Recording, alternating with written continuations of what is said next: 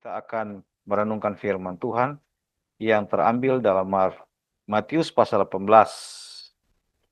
ayat yang pertama sampai ayat yang kelima. Matius 18 ayat pertama sampai ayat yang kelima.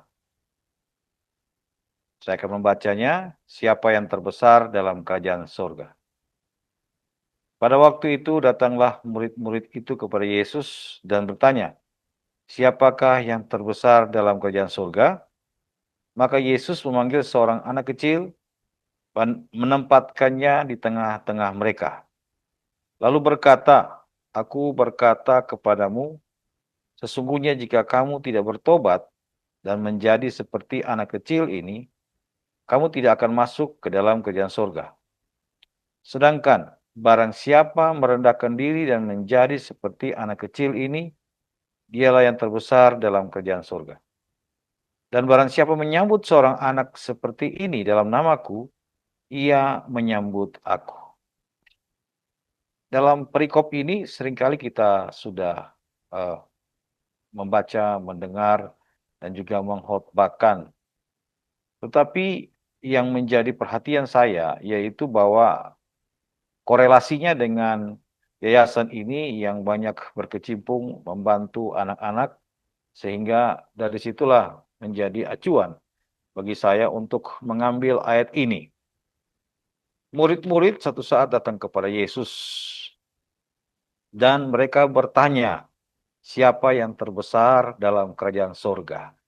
Kita tahu bahwa ketika Yesus datang dengan berita yang membuat gempar saat itu, dia mengatakan bahwa bertobatlah sebab kerajaan surga sudah dekat. Matius menuliskan kerajaan surga karena orang Yahudi tidak boleh mengucapkan nama Allah, Yod-He, Vath-He, karena itu nama itu yang kudus. Sehingga penulis menggunakan kerajaan surga. Nah, kerajaan surga adalah merupakan suatu yang dinanti-nantikan oleh orang-orang Yahudi, bangsa Yahudi, karena mereka saat itu berada dalam perbudakan penindasan bangsa Romawi. Sehingga hal mengenai kerajaan surga ini yang dinanti-nantikan oleh mereka. Nah, pada waktu Yesus menyampaikan tentang hal itu, dan dia juga memilih murid-muridnya, paradigma mereka adalah suatu kerajaan yang akan dibangun. Suatu pemerintahan yang akan berdiri sendiri terbebas daripada perbudakan bangsa Romawi. Sehingga di dalam perkumpulan persekutuan mereka itu ada terjadi suatu perdebatan. Kalau dalam Markus pasal yang 9 ayat 33 sampai 37 mengatakan bahwa mereka bertengkar. Mereka bertengkar mengenai siapa yang terbesar di antara mereka.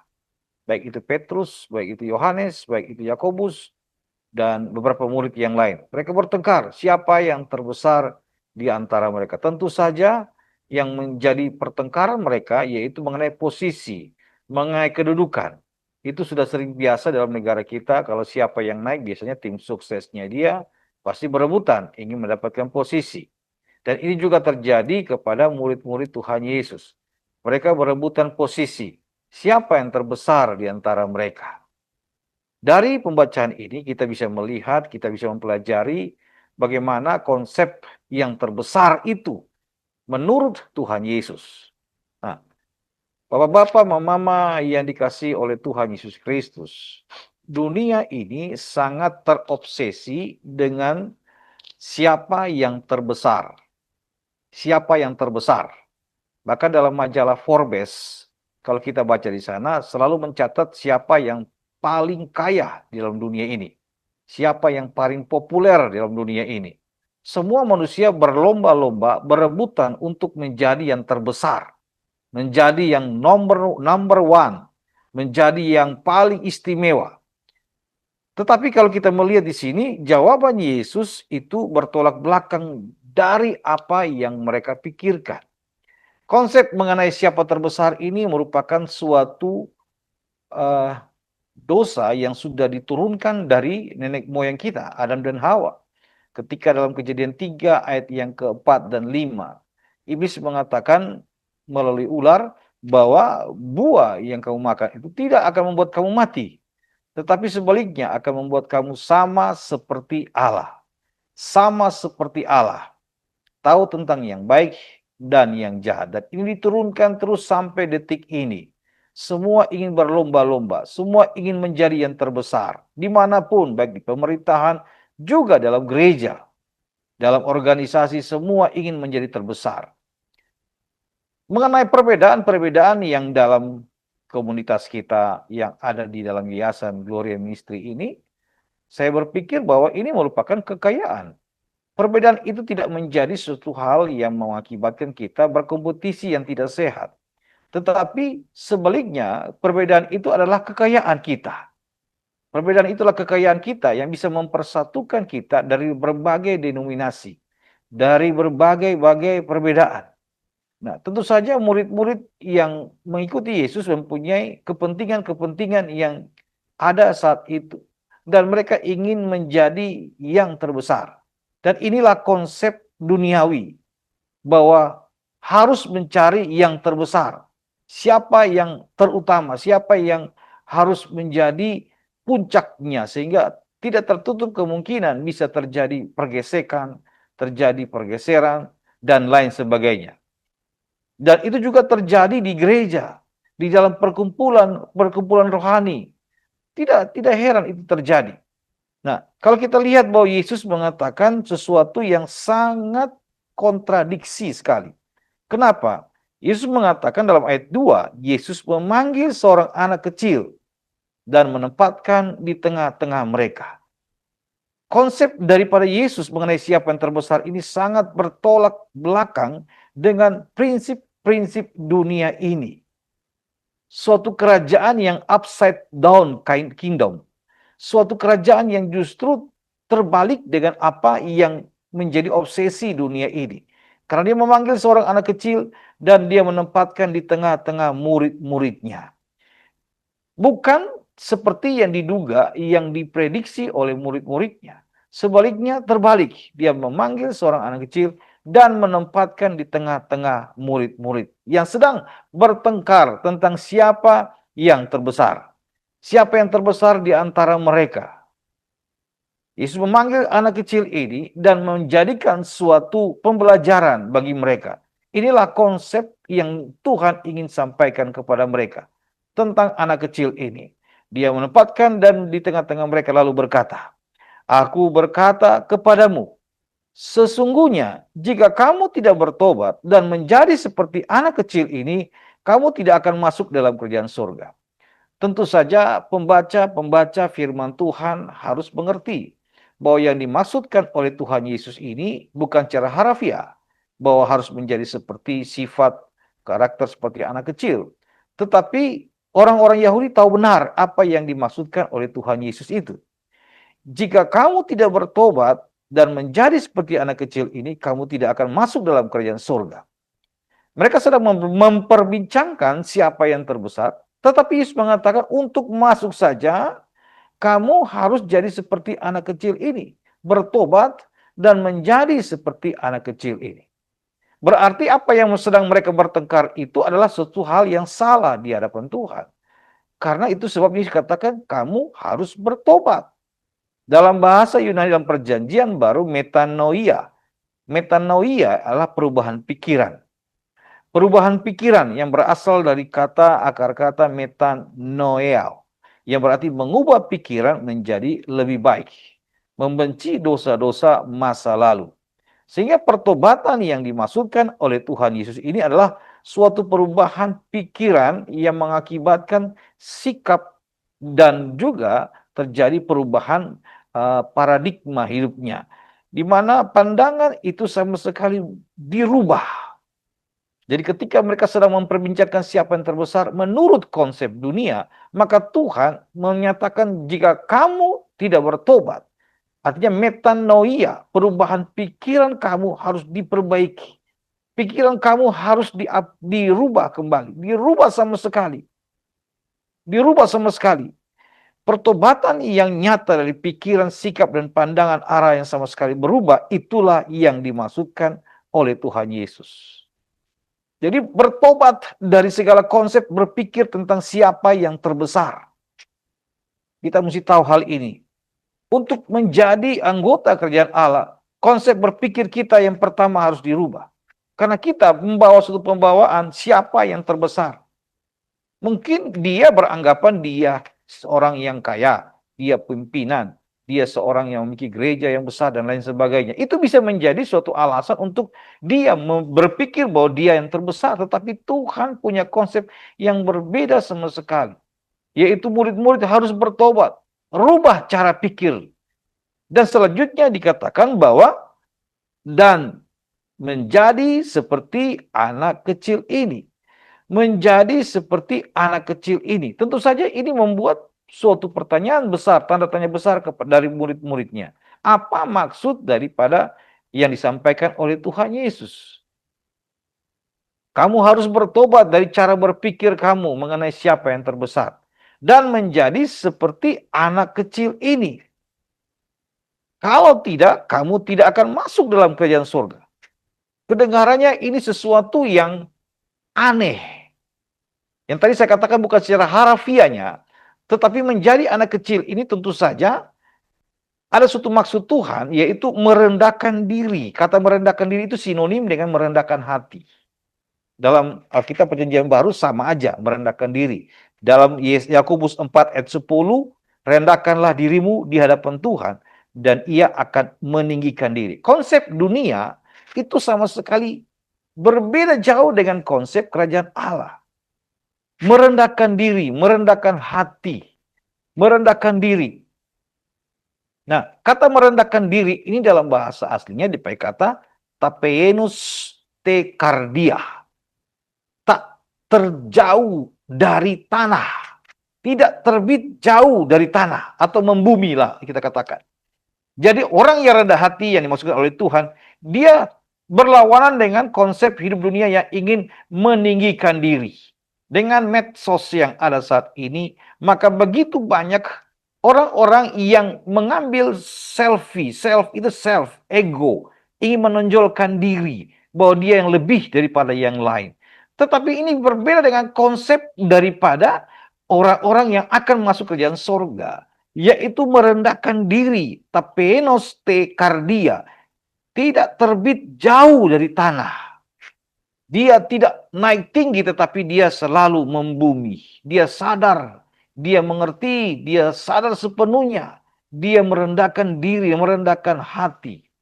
Rasul Paulus kepada jemaat Efesus, dia katakan dalam Efesus 4 ayat 2, hendaklah kamu selalu rendah hati. Ini sangat bertentangan, bertolak belakang dengan konsep berpikir murid-murid. Ada kali orang merasa diri paling penting. Orang itu merasa diri dia paling hebat. Dia bisa sudah berkontribusi kepada sesuatu dan dia mau agar pujian itu diberikan kepada dia. Tetapi konsep dari Tuhan berbeda sama sekali. Rendahkan diri, rendahkan hati. Itu merupakan hal yang luar biasa. Nah, tentu saja ada perkataan-perkataan Yesus yang perlu kita pelajari. Perkataan Yesus dalam ayat yang kita baca tadi, ada suatu aplikasi nyata dari apa yang dimaksudkan oleh Yesus menjadi sama seperti anak kecil. Yaitu mempunyai suatu sikap kerendahan hati. Orang yang rendah hati tidak akan pernah bertengkar mengenai siapa yang terbesar di antara mereka. Karena dia berpikir bahwa dia tidak ada apa-apanya. Dia tidak ada apa-apanya. Semua hanya karena Tuhan. Apa yang saya miliki oleh karena Tuhan. Bahkan dalam Injil Matius dia katakan bahwa apa yang kamu berikan itu haruslah bukan didasarkan karena kamu hebat, tetapi berilah dengan sukarela, dengan suka hati. Karena kita sudah menerima dengan cuma-cuma, berilah dengan cuma-cuma. Nah, orang yang rendah hati tidak akan berpikir bahwa dia ini yang paling utama. Dia tidak menonjolkan dirinya. Dan juga kalau kita melihat di dalam Markus 9 ayat 35, dikatakan bahwa aplikasi daripada seorang yang tadi saya katakan bahwa orang yang seperti anak-anak adalah orang yang memiliki kerendahan hati. Yang tidak ada dalam niat, dalam pikirannya sama sekali bahwa dia paling terbesar. Apa yang dia lakukan itu hanya kepercayaan saja. Hanya sementara. Bahkan boleh dikatakan dia, aku hanya hambamu. Sebagaimana Maria katakan kepada malaikat. Nah, dalam Markus 9 ayat 35 dikatakan jika seorang ingin menjadi yang terdahulu, hendaklah ia ingin menjadi yang terakhir dari semuanya dan pelayan dari semuanya. Jadi selain merendahkan hati seperti anak kecil ini yang Tuhan maksudkan kepada murid-murid rendah hati. Yang kedua menjadi pelayan. Pelayan, diakonos. Diakonos itu adalah menjalankan perintah orang lain. Seorang pelayan, baik di meja ataupun tugas-tugas kasar lainnya, dan siapapun yang melakukan layanan apapun. Ini yang dimaksudkan oleh Tuhan Yesus. Diakonos. Melakukan semua yang ditugaskan oleh Tuhan. Dan inilah merupakan suatu hal yang ingin Tuhan sampaikan ke pembelajaran dari Yesus kepada murid-muridnya. Bahwa konsep tentang siapa terbesar itu harus dirubah sama sekali. Tidak boleh ada di antara pengikut-pengikut Kristus yang punya pola pikiran seperti ini. Ini berbahaya sekali. Karena ini akan mengakibatkan merupakan suatu cikal bakal kesombongan. Kesombongan itu dimulai dengan siapa dia sudah berpikir, siapa yang terbesar di antara saya lebih daripada orang lain. Ini merupakan awal kesombongan, Bapak Ibu yang dikasihi Tuhan. Kalau kita bisa melayani dengan segala keterbatasan kita, dengan apa yang kita miliki, itu semua didasari oleh karena kita sudah menerima yang terlalu banyak dari Tuhan. Sehingga kita lakukan semuanya karena dengan dasar pikiran bahwa saya ini tidak mampu membalas kebaikan Tuhan, dan inilah yang saya bisa berikan. Tidak ada sedikit pun suatu ruang yang kita berikan untuk diri kita sendiri. Kita harusnya diberikan semua untuk kemuliaan nama Tuhan. Apapun yang kita lakukan, apapun yang kita kerjakan, karya kita haruslah menjadi suatu pemujaan kepada Tuhan. Dan yang selanjutnya yaitu menjadi pelayan, diakonos, melakukan apapun yang ditugaskan oleh Tuhan kepada kita.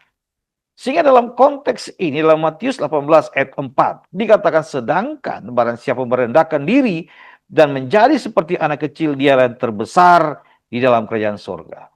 Jadi kita lihat bahwa konsep kerajaan Allah berbeda. Kalau kita lihat bahwa konsep ini, kalau seorang ingin naik, maka konsep Tuhan Yesus dia harus turun. Sebagaimana Yesus turun dari sorga, dia inkarnasi menjadi manusia. Sehingga dia dimuliakan oleh Allah Bapa di surga. Kenapa? Dia bukan naik, tetapi dia turun. Dia bukan up, tapi dia down. Itulah konsep kerajaan Allah. Kalau kita ingin naik, kita ingin dipakai oleh Tuhan, rendahkanlah dirimu di bawah kaki Tuhan. Kita ini bukan apa-apanya. Kita ini tidak apa-apanya. Kalau kita hanya bisa melayani ini semua karena anugerah Tuhan. Bukan karena kehebatan saya dan saudara. Luar biasanya dikatakan gambaran siapa? Menyambut seorang anak seperti ini dalam namaku, ia menyambut aku. Kata menyambut ini berarti juga menerima. Menerima seorang anak dalam nama Yesus. Kalau kita sedang melayani anak-anak, saya berpikir bahwa kita sedang menerima Tuhan Yesus. Karena sifat Tuhan Yesus, Matius 11 ayat 28, dia rendah hati. Bohong sekali, itu sangat sesuatu yang sangat lucu. Kalau dia katakan dia pelayan, dia pendeta, tetapi di dalam pelayanannya dia memegahkan dirinya. Orang itu sedang membohongi dirinya sendiri.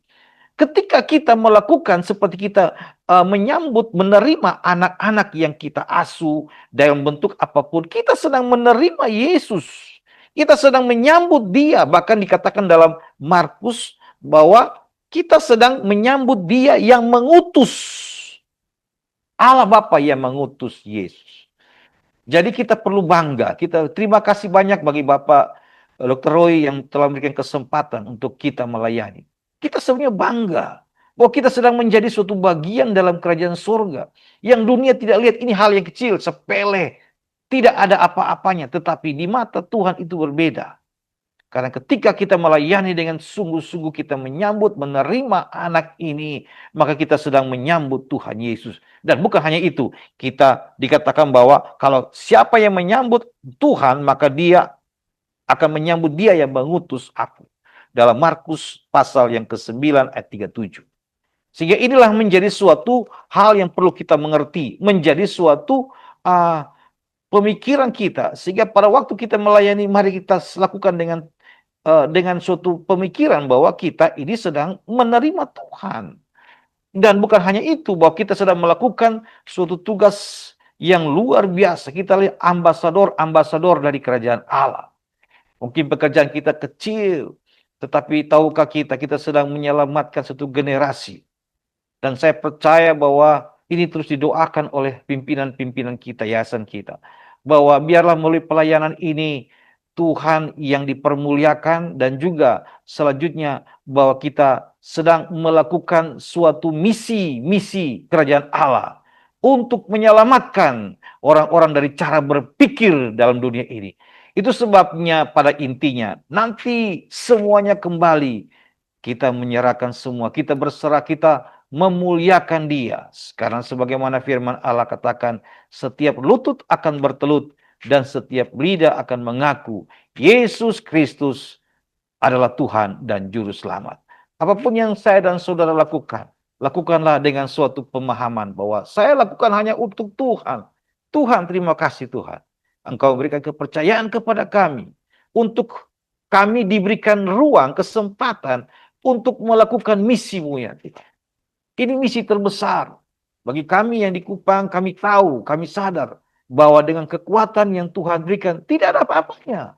Tetapi kami hanya punya hati, punya kerinduan, punya belas kasihan kepada anak-anak ini.